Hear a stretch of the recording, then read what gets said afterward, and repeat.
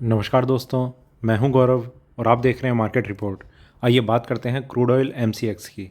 दोस्तों, अभी आपकी स्क्रीन के सामने क्रूड ऑयल एमसीएक्स का चार्ट है जिसमें मैंने 5 मिनट के टाइम फ्रेम को लगाया हुआ है और इसमें जिस तरीके की मूवमेंट लास्ट ट्रेडिंग सेशन में रही और अभी जो करंट लाइव मार्केट चल रहा है, इसे देखते हुए हम ये समझने की कोशिश करेंगे कि आने वाले टाइम में, आने वाले सेशन में वो कौन से प्राइस लेवल होंगे जो इसमें सपोर्ट और रेजिस्टेंस का काम करेंगे और उन्हें देखते हुए हमारा आगे का क्या व्यू है। क्या हमें बाइंग करनी चाहिए, सेलिंग करनी चाहिए या थोड़ा सा वेट करना चाहिए किसी भी ट्रेड में एंटर करने से पहले। तो आइए शुरू करते हैं 5 मिनट के टाइम फ्रेम पे क्रूड ऑयल एमसीएक्स का चार्ट। दोस्तों, लास्ट ट्रेडिंग सेशन जिस तरीके का रहा था, मार्केट में एक साइडवेज ट्रेंड को हम कह सकते हैं जिसमें मार्केट ने थोड़ा सा करेक्ट होने की कोशिश की थी, पर मार्केट को एक सपोर्ट मिला रहा और प्राइसेस में एंड होते होते जो रिकवरी इस तरीके की रही कि प्राइसेस अपने डे के हाई के आसपास आके कहीं पर सेटल हो गए, क्लोज हो गए।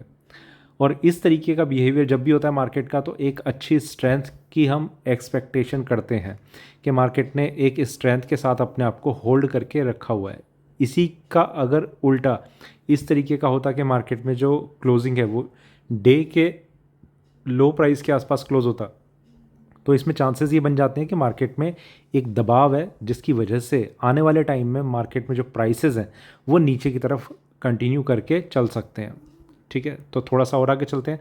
हो सकता है, देखिए, अलग अलग टाइम फ्रेम पे हमें इन चीज़ों को समझने की ज़रूरत है। 15 मिनट पे चलते हैं।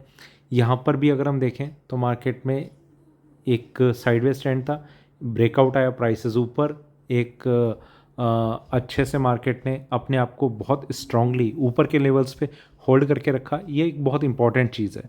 इंपॉर्टेंट इसलिए कि कहीं ना कहीं ये हमें इस चीज़ को अलाउ नहीं करती कि हम शॉर्ट सेल के ट्रेड को लेके होल्ड करते रहें या कंटिन्यू करें। अगर हमारे ट्रेड शॉर्ट सेलिंग में बने हुए हैं तो कहीं ना कहीं हमें या तो उससे निकलना चाहिए या फिर हमारी स्ट्रेटेजी कैसी है उस पर डिपेंड करेगा कि हम किस तरीके से मार्केट में शॉर्ट सेलिंग के ट्रेड लेके ट्रेड कर रहे हैं। ठीक है, तो थोड़ा सा और आगे चलते हैं 1 घंटे के टाइम फ्रेम पे। यहाँ पर भी आप देखेंगे कि जो क्लोजिंग है, क्लोजिंग हर जगह हम देख रहे हैं कि अपने हाई प्राइस पे मार्केट क्लोज होता हुआ नज़र आ रहा है। मार्केट में ये एक ट्रेंड था, करेक्शन आई, यहाँ पर साइडवेज ट्रेंड, और इस ट्रेंड में भी मार्केट ने कहीं पर भी करेक्शन का फेज कंटिन्यू नहीं करा, ब्रेकआउट ऊपर दिखाया और अभी भी ये अपने उस रेंज के, उन पैरामीटर्स के मतलब जो हायर बैंड है उसके आसपास ही मार्केट क्लोज हुआ है। तो ये सारे साइन इसकी स्ट्रेंथ को इंडिकेट कर रहे हैं। और थोड़ा आगे चलते हैं 4 घंटे के टाइम फ्रेम पे। यहाँ पर अगर हम देखें तो प्राइसेस में एक स्ट्रेंथ, स्ट्रेंथ, स्ट्रेंथ और स्ट्रेंथ। 5 मिनट से लेके अभी तक हम 4 घंटे के टाइम फ्रेम पे आ गए हैं और कहीं भी हमें कोई करेक्शन का इंडिकेशन या साइन नहीं मिला है। तो ये इस चीज़ के इंडिकेशन तो कम से कम है ही कि अभी शॉर्ट सेलिंग के लिए मार्केट सपोर्ट नहीं कर रहा। ठीक है, और थोड़ा सा आगे चलते हैं डेली टाइम फ्रेम पे। ये चीज़ें बहुत बेसिक सी हैं जो आप भी अगर देखेंगे चार्ट को तो समझ में आ जाएगा। होता क्या है, हम ट्रेड लेते टाइम इन चीज़ों में थोड़ा अपनी इमोशंस डाल देते हैं और कि मार्केट ऊपर जा रहा है, नीचे तो आ ही जाएगा, इस तरीके का कुछ थोड़ा सा थॉट प्रोसेस लेके हम काम करते हैं। यहाँ से मार्केट में एक अच्छी तेज़ी, उसके बाद थोड़ी सी करेक्शन आने की कोशिश हुई, पर ये करेक्शन, देखिए, थोड़ी सी अनसर्टेनिटी भी एक रीज़न है क्रूड ऑयल में। अनसर्टेनिटी इस तरीके से कि अभी पूरे के पूरे मार्केट में ग्लोबली क्या चल रहा है, क्या नहीं चल रहा, और इन सब चीज़ों का सेटलमेंट कैसे होगा, क्रूड ऑयल के प्राइसेस कहाँ जाके रुकेंगे। तो जब तक अनसर्टेनिटी जितनी ज़्यादा होगी, उस पर्टिकुलर अंडरलाइंग असेट के जो प्राइसेस हैं वो उतनी ही तेज़ी दिखाते रहेंगे। ठीक है, ये मैं थोड़ा सा और क्लियर कर देता हूँ। जिस कमोडिटी में भी या किसी स्टॉक में भी, मान लीजिए रिलायंस का शेयर है, ठीक है, इस शेयर में अगर कोई तेज़ी, मतलब कुछ ऐसी अनसर्टेनिटी है कि कुछ कहीं से ऑर्डर इन्हें मिलने वाला है, कोई बाहर से कहीं से भी बहुत बड़ा ऑर्डर है जिस पर रिलायंस के शेयर प्राइस डिपेंड है कि ऊपर जाएंगे या नीचे जाएंगे, तो चांसेस ज़्यादा ये रहेंगे कि पहले वो थोड़ी सी तेज़ी दिखा रहे होंगे, क्योंकि अगर वो डील फाइनल हो जाती है तो मार्केट तेज़ हो जाएगा। और इसका फोरकास्ट करके मार्केट पहले ही एज्यूम करके चलता है कि वो डील अगर हो जाती है तो प्राइसेस ऊपर आने हैं, और जिसके लिए पहले ही वो प्रीमियम पे करके चलते हैं कि डील हो गई तो हम पहले से ही उसमें हमने अपनी होल्डिंग क्रिएट की हुई है और प्राइसेस जो हैं वो ऊपर रहेंगे। थोड़ा सा मैं ये मान रहा हूँ कि जो इसकी तेज़ी का जो एक मेन कारण है वो यही है कि मार्केट में जो अनसर्टेनिटी बनी हुई है क्रूड ऑयल के प्राइसेस को लेके, ये एक सेटलमेंट, ये जो वॉर चल रहा है कि कहाँ से रहेगा, कहाँ से इंपोर्ट एक्सपोर्ट, ये सारी चीज़ें, कौन सा एक कंट्री होगी जो सबसे ज़्यादा प्रोडक्शन इसका करेगी, सबसे ज़्यादा मार्केट जिसका बना रहेगा, और तब प्राइसेस कहाँ पर आकर सेटल होंगे। तो बहुत सारी कैलकुलेशन है, वो कैलकुलेशन हम नहीं कर सकते पर हम चार्ट्स देख सकते हैं जो हमारे लिए एक बेसिक टूल है।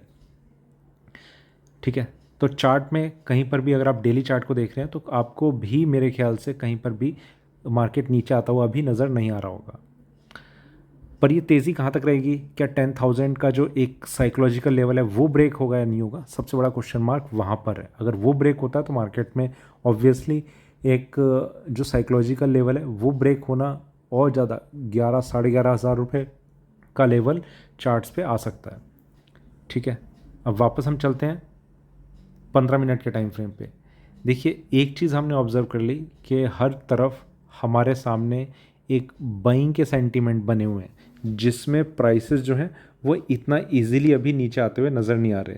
तो हमारे लिए सिर्फ एक ही ऑप्शन बचता है कि अगर हम ख़रीदते हैं तो हमारे लिए स्टॉप लॉस कहाँ पर होंगे, और कोई चीज़ नहीं है।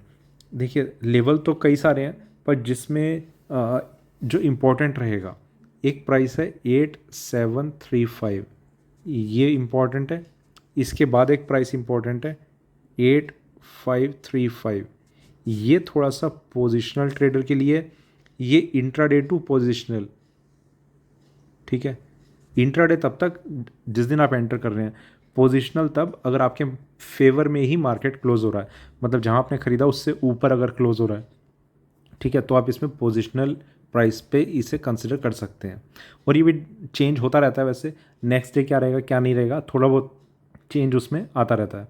तो ये दो लेवल ही हैं जिन्हें आप अभी इंपॉर्टेंट समझिए। बाकी नीचे और ज़्यादा सपोर्ट लेवल है, वो काफ़ी ज़्यादा नीचे हैं, उन्हें कंसिडर करने की ज़रूरत नहीं है, क्योंकि इतने टाइम से ना तो मुझे कोई होल्ड करता हुआ नज़र आता है ना कुछ। तो ये दो प्राइसेस हैं, इन्हें ध्यान में रखिए। और शॉर्ट सेलिंग फ़िलहाल के लिए देखिए, मार्केट ऊपर जा रहा है, ऊपर जाके जहाँ रेजिस्टेंस मिलेगा वो चार्ट पे हम देखेंगे, और उसके बाद शॉर्ट सेलिंग कर सकते हैं नहीं कर सकते, किस प्राइस को तब स्टॉप लॉस लेना है वो हम डिस्कस करेंगे। तो ये था मेरा क्रूड ऑयल MCX पे अभी का वीडियो अच्छा लगे तो लाइक करें, शेयर करें, बने रहें मेरे साथ, देखते रहिए मार्केट रिपोर्ट। धन्यवाद।